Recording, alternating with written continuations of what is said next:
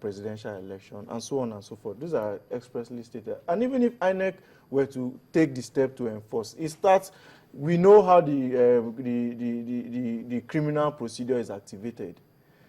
INEC can at best impose administrative sanctions, but INEC cannot on its own criminalize. INEC cannot on its own criminalize an act. I'm not saying INEC can on its own criminalize because they don't have the powers to do so. Of course, we know where the power comes from. The Electoral Act has a limit to what it provides. Yes. You understand? INEC also, based on the Electoral Act, has a limit to the powers it has. You understand? And I think part of the powers that the Electoral Act gives to INEC, I think, to release documents like that, a code of conduct to guide political parties. Now, I'm now asking you now, how do they go about enforcing that?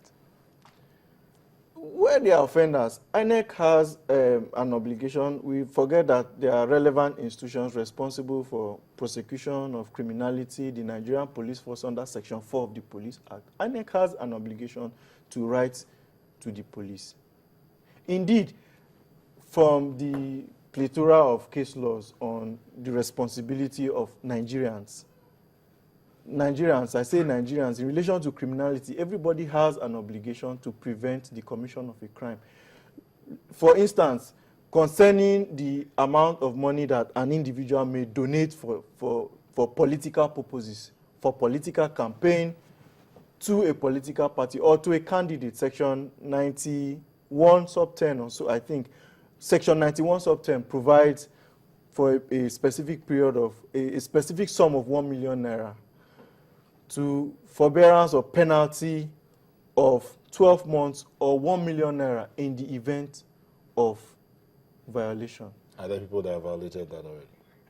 Those are questions of fact. Anybody who states, it's a question of fact, it's a matter of fact. INEC is not a fact-finding institution. Anybody who has such a fact may write to INEC, may petition INEC, listing, specifying persons who have violated for INEC to take it up, or write to the appropriate law enforcement agency, may write to the police to carry out investigations in that regard. And even if INEC were to take the step to activate the criminal process, there is a setback presently, which we know that the courts are on strike. The judiciary presently is on strike because of the ongoing JUSUN strike. So you see, when we see these setbacks, we should not look at INEC as an institution not thriving. We see setbacks standing or obstacles in the way of INEC. And I think we should commend INEC to the extent that they are poised to conduct a credible election. To the extent that even presently they are undergoing serious staff orientation and training of their staff in ensuring a credible election. INEC knows that the stakes are high. INEC has complied with the provisions of the law. So far, INEC has complied with the provisions of the law in relation to all the pre-election activities it's supposed to undertake. And I think the signposts are clearly that INEC is going to conduct credible elections. But we as individuals need to sensitize ourselves, and we also need to maximally cooperate with INEC in ensuring that elections are free. The political class also have a responsibility in that regard, in terms of electoral violence. All right. Those are security matters, not within the purview of INEC. So I think, I'm certain, and I'm making that submission that INEC is positioned to conduct free and fair and credible elections. Okay, thank you. Final word. 30 seconds. I would say that